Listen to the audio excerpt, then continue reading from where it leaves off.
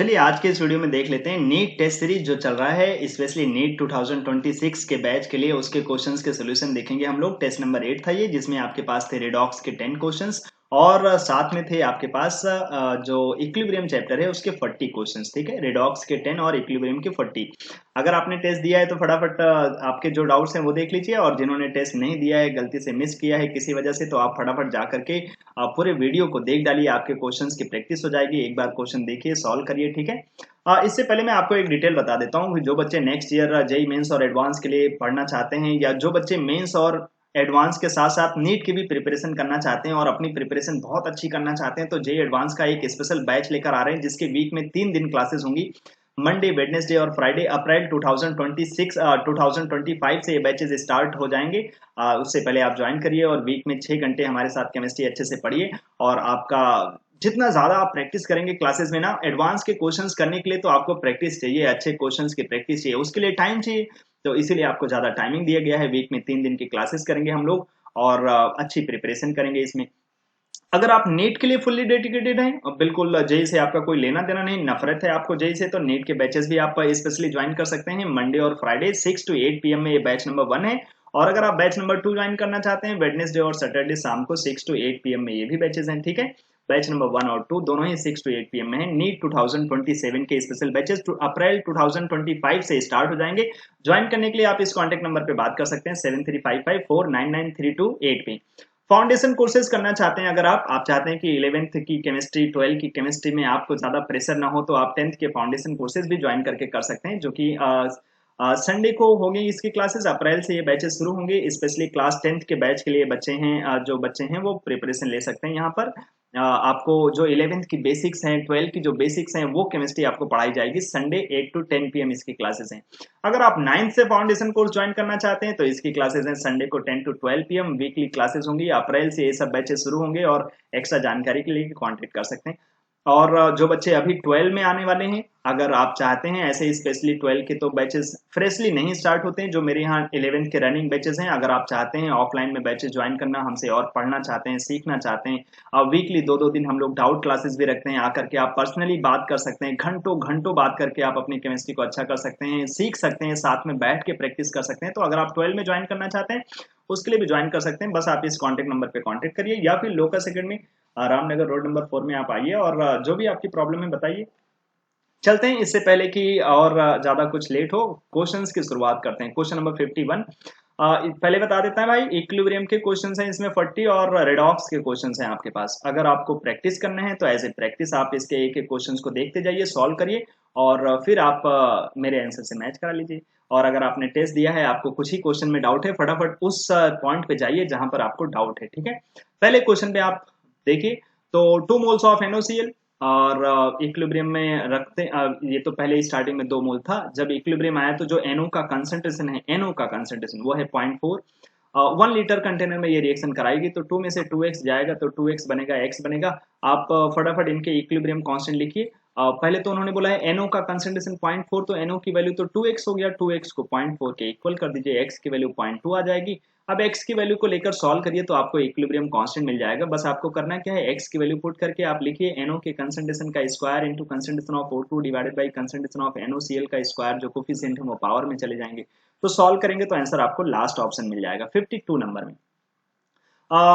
ऐसे क्वेश्चन जो दिए होते हैं उसमें आप फटाफट जा करके कंडीशन पहले देखिए। डिग्री ऑफ डिसोसिएशन बोल रहा है और इनिशियल कंसंट्रेशन दोनों ही रिएक्टेंट में सेम है। Then the ratio of total pressure P1 and P2, तो ले जाइए आप। केपी के क्वेश्चन में तो आप 1 से शुरू कर सकते हैं, अल्फा बनेगा अल्फा बनेगा, ऐसे यहाँ से 1 से अल्फा जाएगा तो 2 अल्फा बनेगा। आप Kp1 का एक्सप्रेशन डालिए, कैसे लिखते हैं, mole fraction into total pressure करके, तो उसका मोल डिवाइडेड बाई टोटल मोल बनाइए पहले इक्विलिब्रियम के लिए, इनटू टोटल प्रेशर पहले का P1 मान लेते हैं। जैसे तुमने y के लिए बनाया वैसे ही z के लिए बनेगा, तो स्क्वायर कर देते हैं, डिवाइडेड बाई फिर x के लिए लिखना पड़ेगा, उसका मोल divided by total mole into total pressure. ठीक है, अब थोड़ी सी फास्ट स्पीड में करते हैं क्योंकि हमारे पास तो पहले से ही प्रैक्टिस करके रखा है ना आपने ये तो alpha square P1 divided by 1 minus alpha square equals to 4। ऐसे Kp2 को बनाओगे तो वहां पर क्योंकि प्रोडक्ट में 2 अल्फा है तो 2 अल्फा का स्क्वायर करके एक्सप्रेशन बनेगा, तो वो सेम ही तरीके से आता है, बस 2 का स्क्वायर करके है तो 4 आ जाता है। तो 4 alpha square P2 divided by 1 minus alpha square equals to 1। दोनों का रेशियो निकाल लीजिए। तो रेशियो निकालेंगे तो कॉमन फैक्टर तो कैंसिल हो जाएंगे रेशियो में, तो आपके पास बचेगा P1 divided by 4 P2 equals to 4/1। तो P1 बाई P2 कितना होगा, 4 उधर जाके मल्टीप्लाई हो जाएगा 16:1, तो आंसर बन जाएगा ये पार्ट। क्वेश्चन नंबर 53 पूछा है इनकरेक्ट बता दीजिए।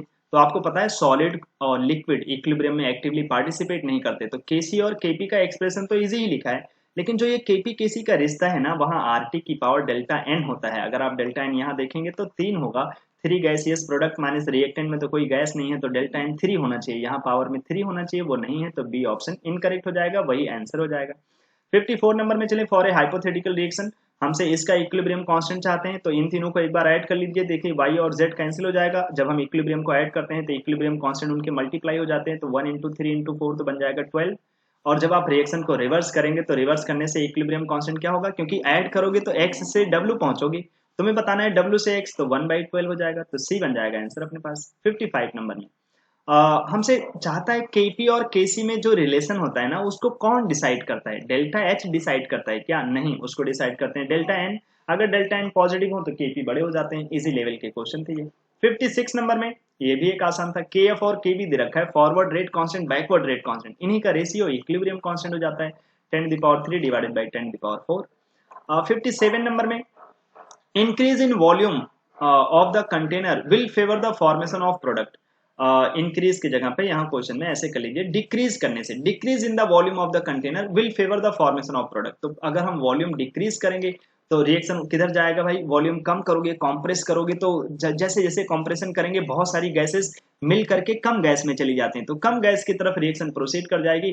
तो तुम चाहते हो कि तुम्हारा जो प्रोडक्ट है उसका फॉर्मेशन फेवर्ड होने लगे ऐसा करने से, तो वॉल्यूम घटाएंगे तो रिएक्शन फॉरवर्ड जाएगा कम गैस की तरफ। देखो यहाँ पर कम गैस है तो इसलिए फॉरवर्ड, यहाँ पर भी देखिए 4 गैस प्रोडक्ट में 2 ही गैस है, तो ज्यादा गैसेस कम गैस में कॉम्प्रेस होने लगेंगी, तो सब में फॉरवर्ड जाएगा, तो 1 2 3 सब में जाएगा। ध्यान रखिए जिन्होंने टेस्ट दिया होगा उनके में ये क्वेश्चन एडिट नहीं हुआ था, इसलिए इनके आंसर बोनस में मिलेंगे आपको, क्योंकि इनमें वॉल्यूम डिक्रीज करके होगा तो सारे आंसर बन जाएंगे अपने पास लास्ट, ठीक है, 1 2 और 3। 58 नंबर में ये रिएक्शन कोशियंट होते हैं, अगर ये ज्यादा हो तो रिएक्शन बैकवर्ड जाती है, अगर ये कम हो तो रिएक्शन फॉरवर्ड भागती है। तो क्योंकि Q ज्यादा है तो फिर फॉरवर्ड नहीं भैया बैकवर्ड जानी चाहिए, इसलिए गलत है। और जो डेल्टा जी नॉट होते हैं उनके आपको फॉर्मूले याद रखने चाहिए, ये होते हैं -RT ln of equilibrium constant, या आप अगर इसको लॉग में लिखते हैं तो 2.303 RT log of equilibrium constant. अगर आप डेल्टा जी नॉट प्लस चाहते हैं तो आपको इक्विलिब्रियम कांस्टेंट लेस देन 1 लिखना पड़ता है, क्योंकि डेल्टा जी नॉट यहाँ प्लस में लिखा है तो इसका जो इक्विलिब्रियम कांस्टेंट है उसे मोर देन 1 नहीं क्या होना चाहिए, लेस देन 1, क्योंकि लॉग कम लिखोगे तो माइनस में आता है और माइनस माइनस प्लस हो जाएगा, तो ये स्टेटमेंट भी गलत है, बोथ आर फॉल्स, ठीक है, बी आंसर बन जाएगा। 59 नंबर में ये तो जस्ट रिलेशन है, आप याद रखिए log K2/K1 equals to standard enthalpy change divided by 2.303 1 upon T1 minus 1 upon T2, R का डेटा तो यहाँ रहता ही है, सी पार्ट आंसर हो जाएगा, जस्ट आपको फॉर्मूले याद होने चाहिए। 60 नंबर में चाहते हैं इफेक्ट जिसकी वजह से SO3 बढ़ जाए, तो ये रिएक्शन एक्सोथर्मिक है तो लो टेम्परेचर पे फेवरेबल होगा, प्रेशर बढ़ाओगे तो कम गैस की तरफ जाएगा तो फॉरवर्ड में जाएगा। और एडिंग कैटलिस्ट, कैटलिस्ट तो इक्विलिब्रियम में कोई इफेक्ट नहीं लेकर आते तो कैटलिस्ट की वजह से नहीं होगा। एडिंग SO2 रिएक्टेंट है तो फॉरवर्ड जाएगा, SO3 और बनेगा। और adding inert gas at constant pressure पे इनर्ट गैस डालते हैं तो वॉल्यूम बड़ा करना पड़ता है, और जिससे रिएक्शन ज्यादा गैस की तरफ जाती है, और इस रिएक्शन में देखिए ज्यादा गैस रिएक्टेंट में है तो रिएक्शन रिएक्टेंट की तरफ चली जाएगी, इस वजह से करेक्ट आंसर क्या बनेगा, 1 2 एंड 4, 1 2 का 4 आंसर बन जाएगा लास्ट। नेक्स्ट अपने पास 61, तो हमसे इस इक्विलिब्रियम कांस्टेंट चाहते हैं, तो ये P4O6 कहाँ से मिलेगा, दूसरी वाली रिएक्शन से, उसको रिवर्स करने से। पहली वाली रिएक्शन से हमें मिलेगा P4O10 कैसे आएगा, पहले को क्या करें सेम लिख लें, क्योंकि हमें प्रोडक्ट में चाहिए P4O10, वहां पहले से ही प्रोडक्ट है, तो पहले को सेम रखिए और दूसरे को रिवर्स कर दीजिए, तो बस इनका आंसर बन जाएगा 10⁻28। 62 नंबर में हमारे पास है ये रिएक्शन, इसमें बोला जा रहा है इक्विलिब्रियम कांस्टेंट 10⁻16 है, तो स्टेटमेंट है the equilibrium constant is large suggestive of reaction going to completion and so no catalyst is required. भैया अगर इक्विलिब्रियम कांस्टेंट होता है ना तो उसको कैटलिस्ट से कुछ फर्क नहीं पड़ता, इसलिए इक्विलिब्रियम कांस्टेंट ज्यादा है या कम है वो इस बात को नहीं डिसाइड करता कि कैटलिस्ट डालें या ना डालें। तो ये बोलना गलत बात है कि इक्विलिब्रियम कांस्टेंट ज्यादा है तो no catalyst is required, this is a false statement because there is no relation between catalyst and equilibrium constant, ठीक है। सेकंड नंबर में एट इक्विलिब्रियम, ये तो जस्ट आपके पास फॉर्मूले हैं तो ये सही है, तो पहला फॉल्स और second true, only second is true, answer बन जाएगा डी ऑप्शन। नेक्स्ट की तरफ चलते हैं, क्वेश्चन नंबर 63। तो जस्ट आपको रिलेशन देखना है, तो लास्ट वाला आप रिलेशन देखिए, ये एल में लिखा है, तो एल में 2.303 नहीं होने चाहिए, तो ये इनकरेक्ट हो जाएगा अपने पास, ठीक है। पहला बिल्कुल करेक्ट रिलेशन है। वॉल्यूम इंक्रीज करोगे तो ज्यादा गैस की तरफ जाएगा बैकवर्ड, यहाँ वेपर डेंसिटी की बात चल रही है, तो जब हम यहाँ वॉल्यूम को इंक्रीज करेंगे तो रिएक्शन ज्यादा गैसेस की तरफ भागेंगे फॉरवर्ड, और जब गैस ज्यादा होती है तो इसका मतलब डिसोसिएशन हो रहा है, टूट रहा है, तो मोलर मासेस घटते हैं, मोलर मास घटते हैं तो वेपर डेंसिटी भी घट जाता है, क्योंकि वेपर डेंसिटी है ही क्या, मोलर मास डिवाइडेड बाई 2, ठीक है। तो ये बात सही होती है, ऊपर के तीनों स्टेटमेंट, लास्ट वाला गलत है, तो लास्ट वाला बन जाएगा आंसर। 64 नंबर में और डेल्टा जी नॉट दे रखा है, इक्विलिब्रियम कांस्टेंट चाहते हैं, तो ये डायरेक्ट रिलेशन होता है standard Gibbs free energy change divided by RT. अगर आप डेल्टा जी नॉट माइनस में डालेंगे 50 तो माइनस माइनस प्लस हो जाएगा, प्लस 50 बाई आरटी। 65 नंबर में क्वेश्चन तो बहुत लंबा चौड़ा है, लेकिन आप देखिए तो पूछ रहा है केपी कैसे इंक्रीज डिक्रीज होगा, तो केपी को टेम्परेचर से फर्क पड़ता है, इधर प्रेशर और अल्फा से कुछ फर्क नहीं पड़ेगा, तो आंसर लास्ट हो जाएगा will remain constant with respect to pressure and alpha.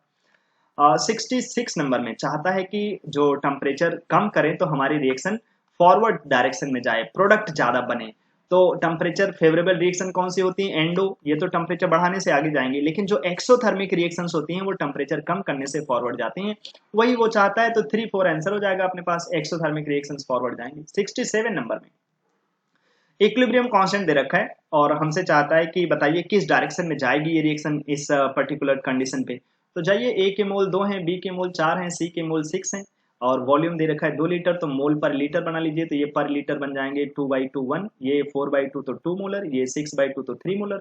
In condition का यूज करके निकाल लीजिए रिएक्शन कोशिएंट, तो बन जाएगा 3 का स्क्वायर डिवाइडेड बाई 1 इंटू 2 का क्यूब, तो ये बन जाएगा 3 का स्क्वायर 9, 2 का क्यूब 8, तो इसको सॉल्व करेंगे तो 1.125 बन के आएगा, 9/8 आपके पास। और केसी कितना दिखा है 1.2, ध्यान से देखिए इसको कौन बड़ा है, तो 1.125 तो छोटा डेटा है, ये तो 1.1 करके है, वो 1.2 करके है, तो वो बड़ा डेटा, मतलब QC हार गया, KC जीत गया। अगर QC कम हो गया माना तो रिएक्शन फॉरवर्ड जाती है, इसलिए फॉरवर्ड चली जाएगी। 67 नंबर।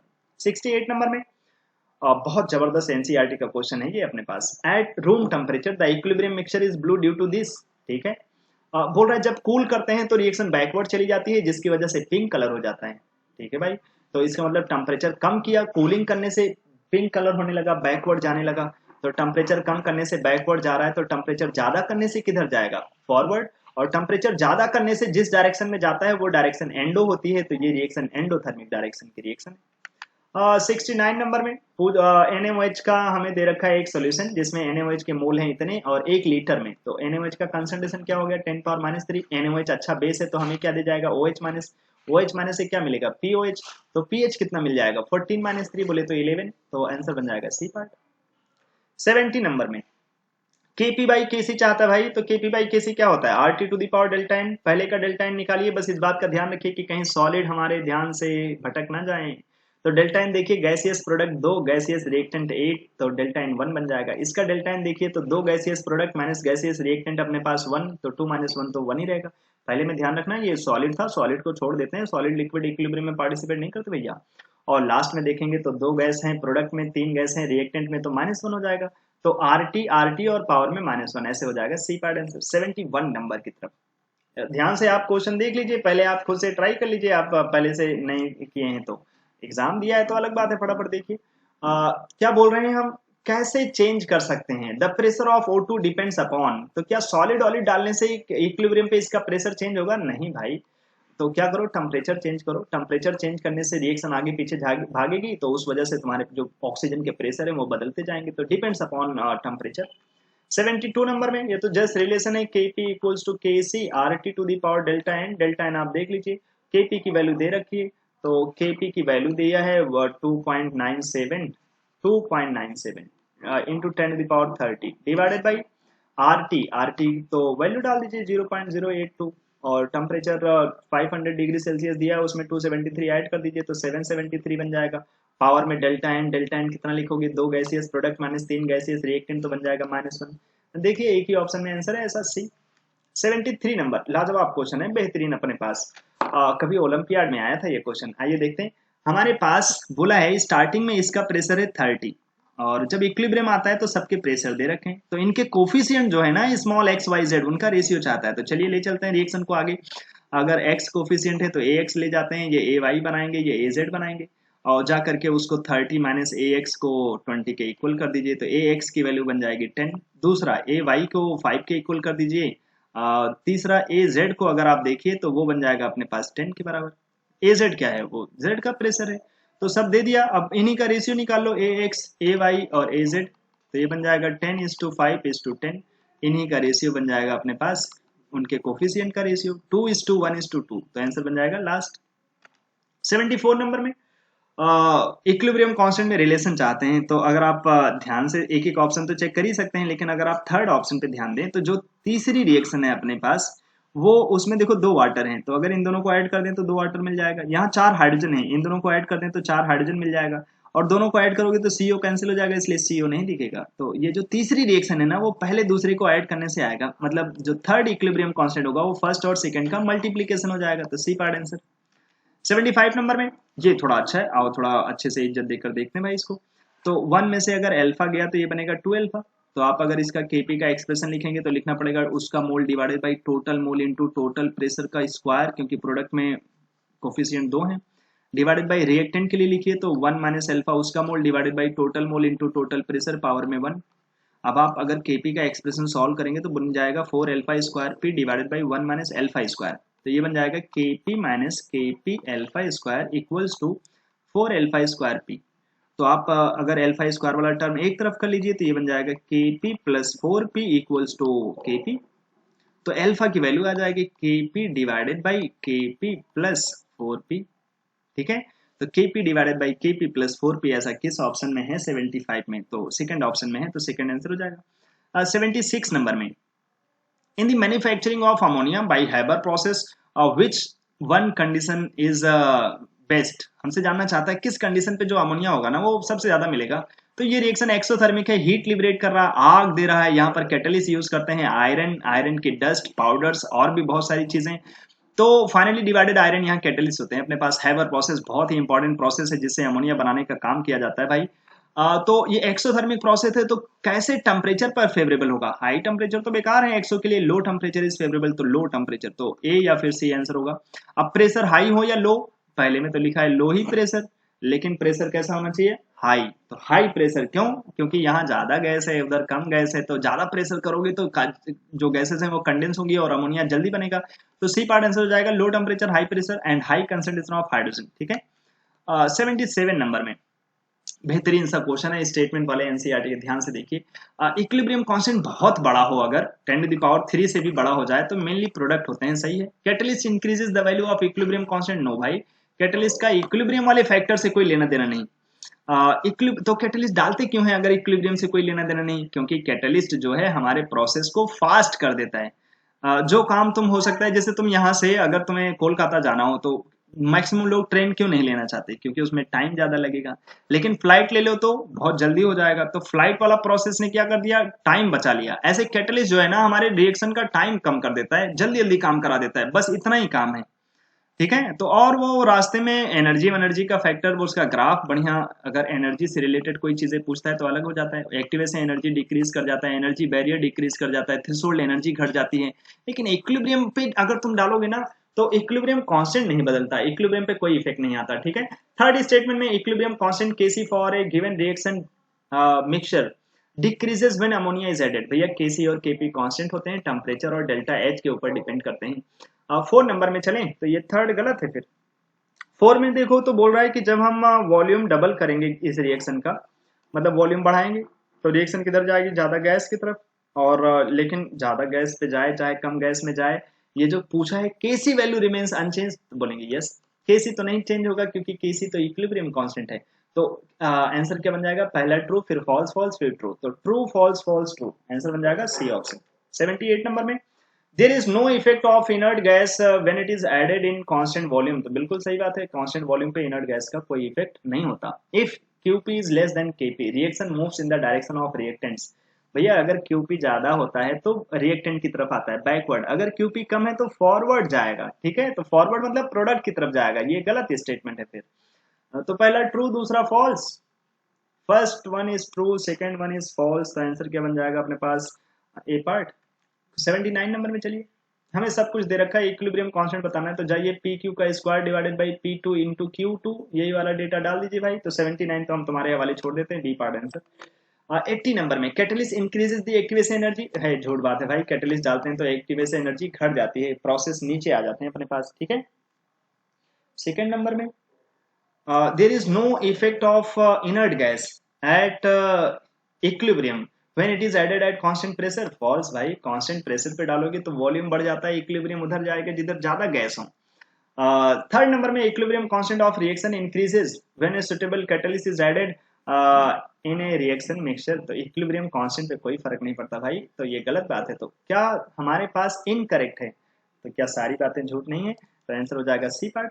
क्वेश्चन नंबर 81, एसिड और बेस को मिला रहे हैं और पूछ रहे हैं फाइनली OH माइनस कितना होगा, आइए देखते हैं। तो H प्लस पहले ढूंढो कितना है, तो इनको मल्टीप्लाई कर दो तो ये बन जाएंगे 20 इंटू 0.05, तो 25 से क्या होता है भाई आजकल 100, तो 100 को तुम 100 से डिवाइड कर दोगे तो ये नेट में 1 बन जाएंगे।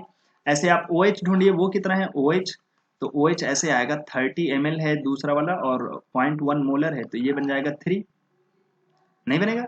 तो अब देखिए कौन नेट में ज्यादा है, OH माइनस कितना है 3 माइनस 1 मतलब 2 बच जाएगा, एक तो H और OH पानी बना देंगे तो OH माइनस नेट में बचेगा 2, और ये सब क्या चल रहा है millimole divided by final volume 20 plus 30 50, तो बन जाएगा 2/50 जिसको तुम 2 से मल्टीप्लाई डिवाइड कर दो भैया, तो ये बन जाएगा 4 इंटू 10⁻², या फिर बोले 0.04 जैसा।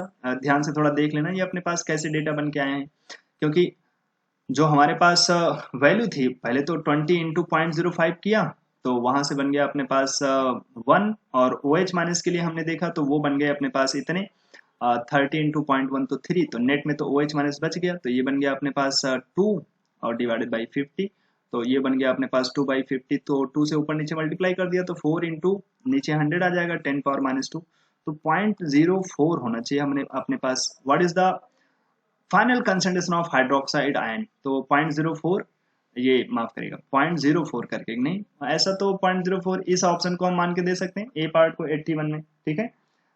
देख लेना हमारे पास कोई, हाँ एक बात का लोचा कर दिया जिस बात को मैं ध्यान नहीं दे रहा भाई, आइए देखते हैं कौन सा लोचा, ये लोचा है, इस वजह से ये आंसर प्रॉब्लम में आ रहे थे।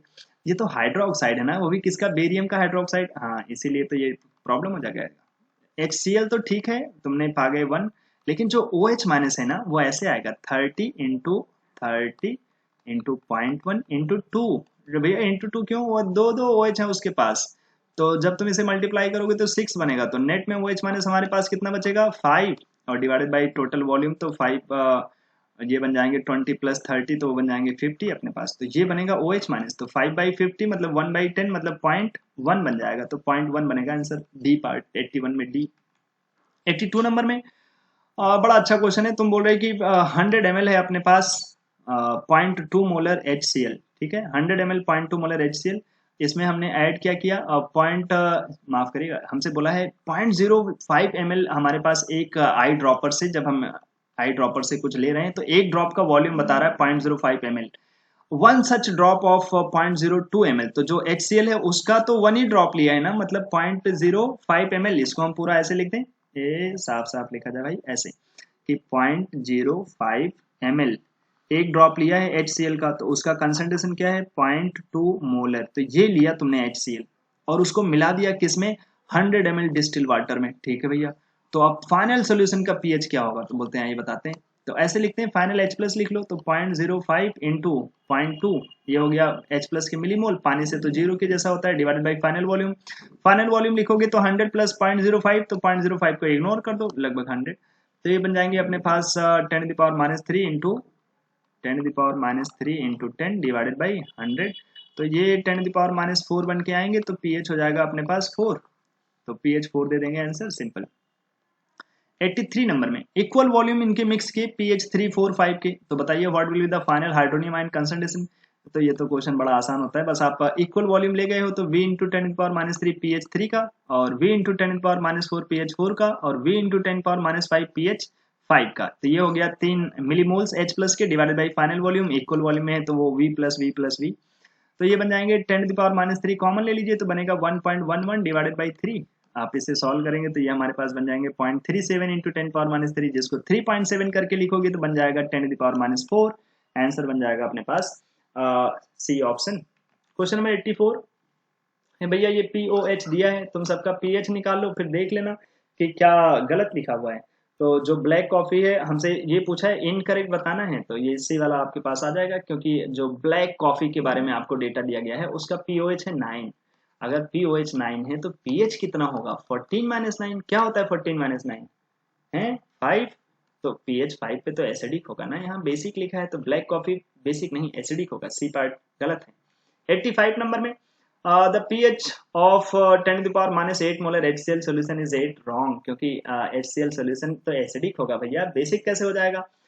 इसका pH निकालिए तो ये सिंपल अच्छे एसिड हैं, आप सॉल्व करिए तो ये बन जाएंगे 0.025 मोलर तुम्हारे पास H प्लस। तो सॉल्व करने का अपना अपना तरीका, चाहो तो लिख लो इसे 5 का स्क्वायर इंटू 10⁻⁻3, तो आपके pH बन जाएंगे 3 माइनस लॉग 5 स्क्वायर, और 3 माइनस 5 तो बाहर ले आओ, लॉग 5.7 होता है तो 1.4 बन जाएगा, ये तो आंसर हो जाएगा 1.6, तो ये सही है। Kw increases with temperature, yes. The pH of this mixture, तो इसे सॉल्व करिए तो ये 5 बन जाएगा H प्लस, और इसे भी देखिए तो 5 बन जाएगा। तो H और OH अगर सेम सेम हो गए तो दोनों न्यूट्रल ही तो हो जाएंगे मिलके, इसलिए मिक्सचर का pH क्या हो जाएगा? 7। तो पहला फॉल्स है और सब ट्रू है। तो करेक्ट क्या क्या है? B C D ये करेक्ट है, तो 85 का आंसर हो जाएगा अपने पास A। 86 नंबर में 100 ml ये और 100 ml वो, अरे ये वो कौन है? NaOH और H2SO4, इनको मिलाया तो फाइनल pH क्या होगा रिजल्टिंग मिक्सचर का? तो देखिए यहाँ से OH माइनस आ जाएंगे 10, और इन दोनों को मल्टीप्लाई कराओगे तो ध्यान से थोड़ा देखना, क्योंकि ये 100 ml है और 0.05 है, लेकिन H2SO4 है तो उसमें दो दो H प्लस होते हैं तो डबल भी करना पड़ेगा, तो ये हमारे पास भी 10 बन के आएगा। तो दोनों अगर सेम सेम है H प्लस और OH माइनस, तो नेट में pH कितना हो जाएगा? न्यूट्रल, सी आंसर बन जाएगा। 87 नंबर में ionic product of water increases with temperature, yes. pH 7 always indicates neutral solution, no. pH 7 acidic भी हो सकता है, बेसिक भी, न्यूट्रल भी, वो किसके ऊपर डिपेंड करेगा? टेम्परेचर पे।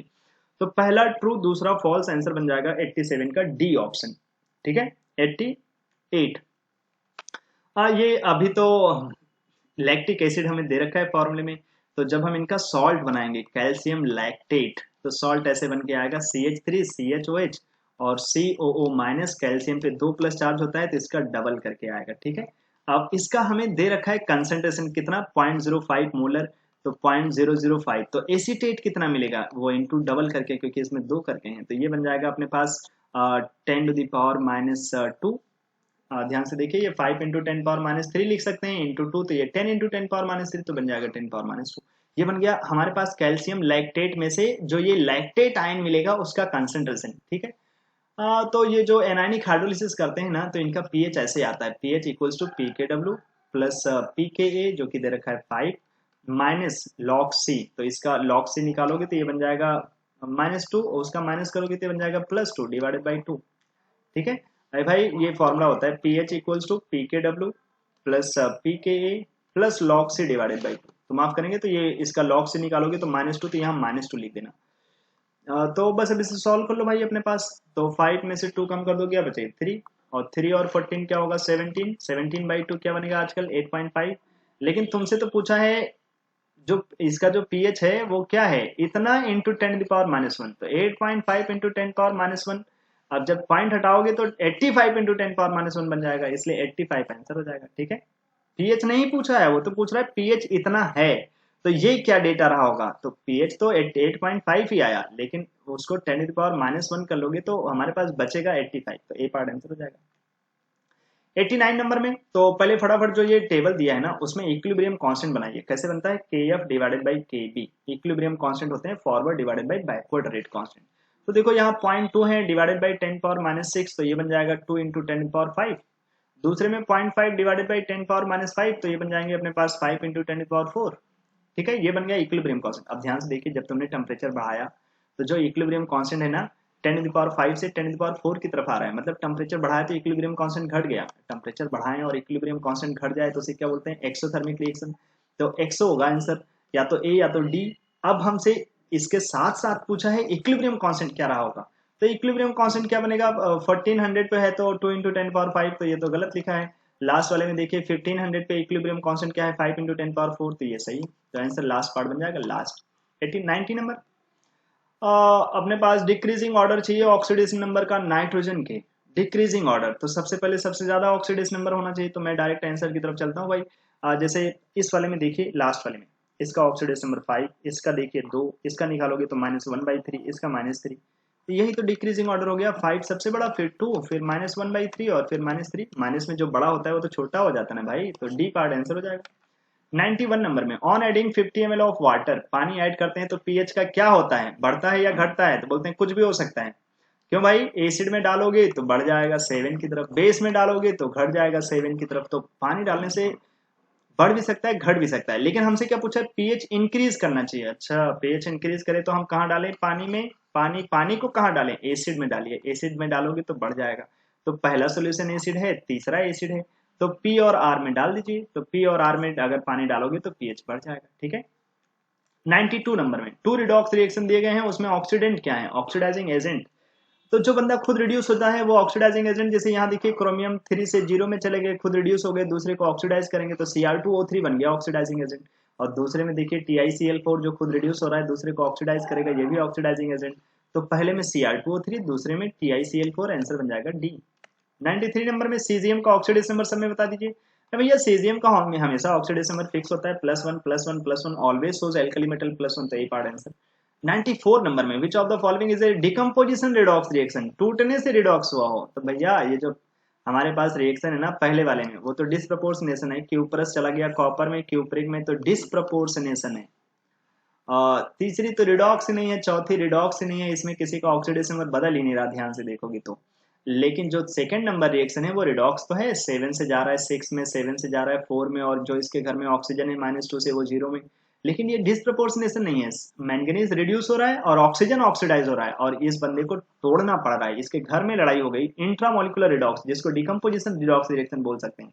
तो बी पार्ट आंसर हो जाएगा अपने पास, डिकम्पोजिशन। 95 नंबर में, ऐसे क्वेश्चन में वो इक्विवेलेंट वाले कॉन्सेप्ट लगा देते हैं। तुम चाहते हो इसके कितने मोल, तो हमने उसके मोल x मान लिए, इसका वैलेंसी फैक्टर एसिडिक मीडियम में 5 होते हैं, दूसरे का मोल 2 है, और उस फेरस ऑक्सिलेट है, फेरस ऑक्सिलेट का जो वैलेंसी फैक्टर होता है वो 3। बस आपको ये आता हो तो 6/5 बन जाएगा, 1.2 बन जाएंगे अपने पास आंसर। बी पार्ट 95 का आंसर अपने पास बी। ठीक है। 96 नंबर की तरफ चलते हैं। 96 चल जाए भैया, ये रहा ऑक्सीडेशन नंबर ऑफ नाइट्रोजन। तो बस आपको निकालने आना चाहिए, यहाँ फास्फोरस का निकालोगे तो +3 आएगा, यहाँ क्लोरीन का निकालोगे तो +5 आएगा। तो पहला ट्रू और सब फॉल्स है, तो ट्रू फॉल्स फॉल्स बन जाएगा, ये सिंपल है, जस्ट आपको ऑक्सीडेशन में निकालने आता हो। 97, ये भी एसआरपी वैल्यू, अगर आप रिड्यूसिंग पावर चाहते हो तो एसआरपी वैल्यू जितनी कम होगी रिड्यूसिंग पावर उतनी ज्यादा होगी, एसआरपी वैल्यू ज्यादा होती है तो ऑक्सीडाइजिंग पावर ज्यादा होती है। तो रिड्यूसिंग पावर चाहते हो तो लोवेस्ट एसआरपी ढूंढो, सबसे कम एसआरपी किसका है भैया? ये देखिए पोटेशियम का, तो वो सबसे अच्छा रिड्यूसिंग एजेंट। सेकंड लोवेस्ट किसका है? मैग्नीशियम का, तो फिर मैग्नीशियम। फिर थर्ड लोवेस्ट किसका है? क्रोमियम का, तो फिर क्रोमियम। आंसर क्या बन गया? C part. और 98 नंबर में, मेटल डिस्प्लेसमेंट रिडॉक्स रिएक्शन नहीं है, तो देखो मेटल डिस्प्लेस हुआ पहले में तो वो मेटल डिस्प्लेसमेंट है, तीसरे में भी मेटल डिस्प्लेस हो रहा है, चौथे में भी मेटल डिस्प्लेस हो रहा है, लेकिन जो दूसरी रिएक्शन है उसमें तो मेटल नहीं हाइड्रोजन गैस बन रही, तो non metal displacement redox reaction हो गई। तो हमसे यही चाहता था, कौन नहीं है एग्जाम्पल, तो बी पार्ट हो जाएगा। 99 99 समझ रहे, खत्म होने पे आ गए हम लोग। तो -1 से जा रहे हैं 0 में, तो इसमें ऑक्सीडेशन नंबर का चेंज देख लीजिए, तो यहाँ पर जस्ट 1 का चेंज है, और यहाँ क्लोरीन को देखिए 5 से जा रहा है -1 में, तो 6 का चेंज है। क्रॉस मल्टीप्लाई करिए, यहाँ 1, यहाँ पर 6 और 1 आ गए, यहाँ पर देखेंगे तो 1 डालना पड़ेगा, और 6 के लिए यहाँ 3। फिर बैलेंसिंग के लिए अगर आप चार्ज बैलेंसिंग का स्टेप लगाइए तो बड़ा अच्छा रहेगा। यहाँ पर देखिए -6 और -1, तो टोटल मिला के कितने माइनस हो गए? 7 माइनस चार्ज हो गए। ठीक है भैया। और तो उधर भी 7 होना पड़ेगा, अभी तो इधर एक ही माइनस है, तो इधर इसका मतलब 6 माइनस और आना चाहिए, तो 6 माइनस और कहाँ से आएगा? जब हम यहाँ पर 6 सल ये HSO4 माइनस डाल दें। भैया यहाँ तो सब मिला के 7 माइनस हो गया ना, यहाँ पर एक ही माइनस है Cl पे, तो इसके ऊपर कितना माइनस होना चाहिए? 6, तो इधर 6 डाल दीजिए। अगर यहाँ 6 हो गया तो इसका मतलब ये भी कितना रहा होगा? 6। और अगर ये 6 हो गया तो फिर इसका मतलब यहाँ 12 हाइड्रोजन हो गए, वहां 6 ही है, तो उधर 6 हाइड्रोजन और डालना पड़ेगा, मतलब पानी डालना पड़ेगा 3। इसीलिए अब देखिए कोफिशिएंट जो बैलेंसिंग में इसका आएगा 6, ये सही है। आयोडीन इज ऑक्सीडाइज्ड, ये भी सही है। सल्फर इज रिड्यूस्ड, अरे झूठ बात है भैया, सल्फर तो वैसे ही है सल्फेट्स और बाइसल्फेट में।